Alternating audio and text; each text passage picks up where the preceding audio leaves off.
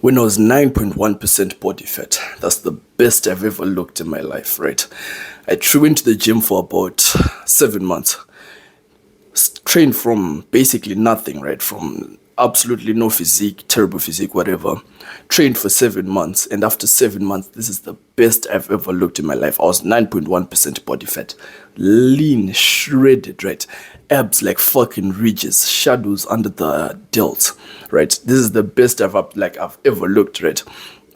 And I was really thinking about this in the gym because I've just come from the gym, right? I was doing cardio, and I was thinking about this thing, like, right now I've been training for, how long has it been? 16, 17 months, right?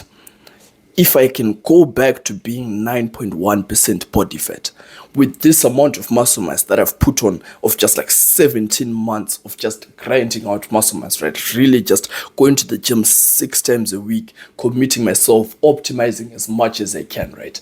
If I could really go back to that 9.1% body fat, being that lean and having this much muscle mass, it would just be, oh my goodness, I couldn't get over that thought, right? Like, I've just come from the gym, like you can see, probably you can tell, like my compression it's drenched in sweat, right? After I was doing cardio, like 35 minutes of cardio, you can see that I'm just drenched in sweat, right?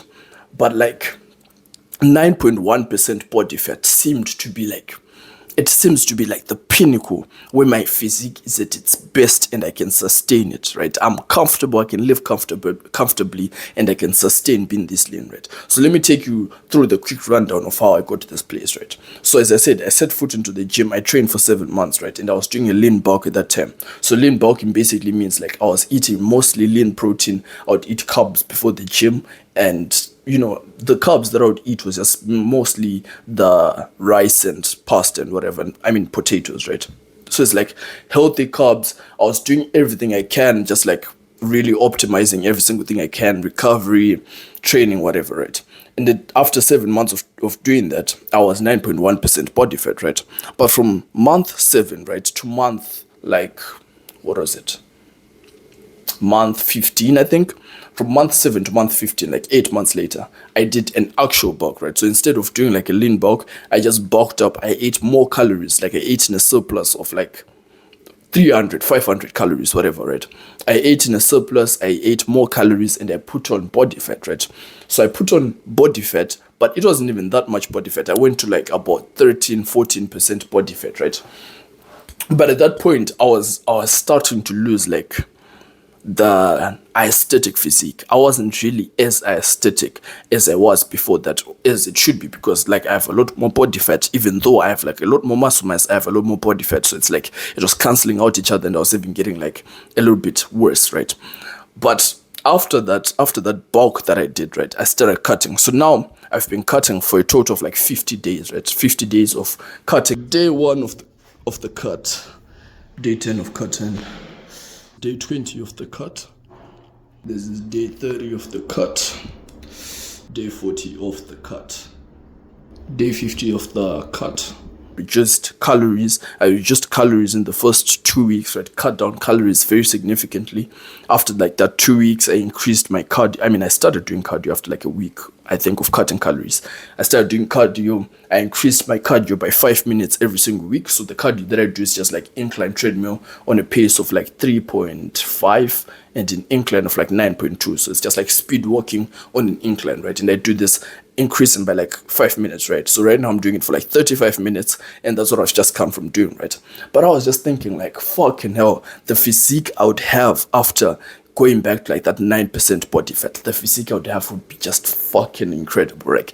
Like, I cannot lie to you, like, I've put on a lot of muscle mass. I went from 154 pounds all the way to like 198 pounds, right? And I was still like significantly quite lean. When I got to like 198, I was about 14% if I'm being generous, right?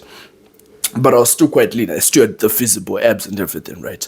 But if now I'm like 10 pounds less, so I'm like 188 right now. So I've cut down in the 50 days of cutting. I've cut down to about 188, right? I'm a lot leaner than I was when I was like 198, right? And I was just thinking, like, the physique I would have in the next, like, few weeks of cutting when I really go back to the 9% body fat would be just fucking incredible, right? One of the things that I'm doing, that I'm implementing right now, it's like really maximizing the carbs that I take before the gym, right? To really, like, maximize my lifts, right? So I'll tell you, like, the kind of routine that I have, right? So I'll eat, like, lots of carbs before the gym, right? I'll eat like what they call complex carbs, right? So complex carbs are like your rice, potatoes, whatever, right? Just like the healthy carbs, right? I'll eat that like an hour or an hour and a half before the gym, right? And then I'll eat what's called simple carbs, right? So the difference between complex carbs and simple carbs, just to really like, I know it's like all these like autistic details, but like to really simplify it for you to really understand it.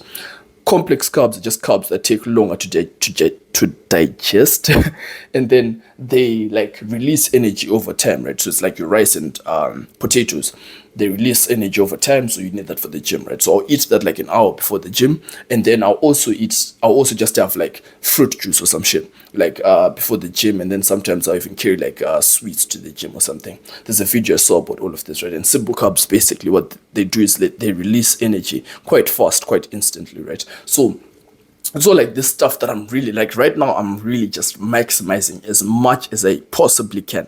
I'm optimizing everything. I'm optimizing recovery. I'm optimizing training. Like I do the like 2.5, 3 hours of weightlifting. I do my cardio. I do everything that I need to do, right? I'm really just maximizing on my training, and also like really trying to get like the best results until I'm like at that 9% body fat. Then I can ease up a little bit. I can, I don't know, maybe change up the training. I'll probably still be going to the gym around 6 times a week, but maybe like ease up on cardio, ease up on like the diet. I don't need to be like so intense about it, right? Like every time I'm coming from the gym, as I'm walking back from the gym, the thoughts that I have in my head are like, okay, I need to get like some simple carbs in, right? When I get back to my room, the first thing I do before I even take off my shoes, I need to drink like some fruit juice, or I need to get like I need to drink some fruit juice, get like the simple carbs in, so that like I can replenish the glycogen levels super quickly. And as soon as I'm done eating, like I'm done drinking the fucking juice, I'm gonna go into the kitchen. I'm gonna start cooking up the food, right? So that like I can get the complex carbs in, right? So now that I have the complex carbs and the simple carbs, like it's all balanced out. I've maximized like the fucking process of eating the diet, right?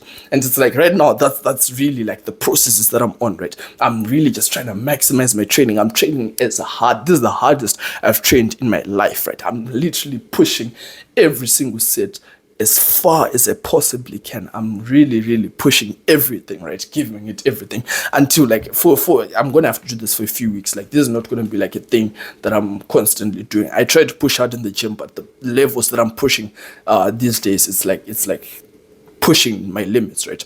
So I'm gonna do this until I'm like back to like the 9% body fat, give or take, and then we'll be able to really ease up, go to the pool parties, get the shitless pictures. I don't know, go out to the beach, get the shitless pictures, do something, get the shitless pictures. Whatever we do, get the shitless pictures, right? Because that's that's like the most important shit, right? But like that's like the processes, right? And one of the things that I'm really trying to implement right now is the sauna, right? So the sauna is like really good for recovery. But I've already explained to you like my whole gym routine, right? It's like for more than upwards of like 3.5 hours, like probably like 3.5 up to 4 hours of being in the gym and training, right? Because like the weightlifting session will take me like 2.5, 3 hours, whatever, and then the cardio session will take me like another 35 minutes, right? Because right now I'm on 35 minutes. So like sauna is like, you'd think sauna is one of those things where it's like it's a relaxed thing. You'd think that when you're going to the sauna, you're going to relax, you're going to like cool down and get recovery. But I don't know, like maybe you have like that type of sauna wherever you go, right? My sauna is like a fucking furnace, right? You go in there, it's hot as fuck. The sauna in my gym, it's hot as fuck. You go in there, it's now like a whole discipline thing to stay in there again, right? Because you like 10 minutes in my sauna it feels like an eternity, right? I don't know if every sauna is like that, but the sauna at my gym, it's hot as fuck. It's hot as fuck, right?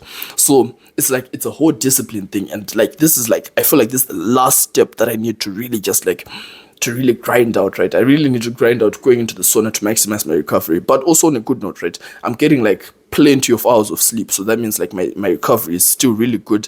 I do everything, I maximize, I take creatine, never skip days of creatine, whatever, to really maximize the recovery. And also the simple carbs and complex carbs concepts that I explained to you, that's like one of the most important things that like you can do for recovery. And I'm not just saying that from the top of my head. Like Olympic athletes do this, right? Olympic athletes do this exact thing that I've just told you. Like they do the simple carbs right before the gym, the complex carbs like an hour or two before their workout or whatever they do. Like this is like how you really maximize on the dieting, right? And maximize like the recovery and muscle growth and whatever, right? So like I also implement that. So my recovery is really good, right? So sauna is something that I'm not really stressing it that much, right? But it would be amazing if I could really add this into the routine and be able to do it every single day, right? Because after 3.5 hours of just being in the gym, my brain is just dead. My brain is dead. I'm just like dredging every single moment, right? I'm just like, this is fucked. But anyways, it's like if I could add in the extra recovery from the sauna, that would be amazing, right? So this is what I've really been implementing, and after really cutting for like 50 days, right, I'm seeing like amazing progress, right? Like I'm a lot leaner. Like there's so much more definition in my muscles, right? I'm seeing for the first time my triceps, my shoulders, there's a lot more definition in there, right? It's just really like the abs that's like the last piece of the puzzle. When the abs really get chiseled again, then I'll go get my body fat percentage checked again, and if I'm like 9-10% body fat, then I know like I've really got back to like that prime physique, and I can start to ease up and take shitless pictures, right? Shit. But yeah, that's really been the motions right now, right? And I really wanted to make this video to give you just as much information as I can about the processes that I'm doing right now, cutting, and hopefully you can just take away lots of lessons from this, learn a lot of like of these like tips and tricks that you can do to really maximize your progress in the gym, right? So I hope this really helped you, and I hope like all the advice that I gave in this video was somewhat useful to you. Like the video and subscribe to the YouTube channel.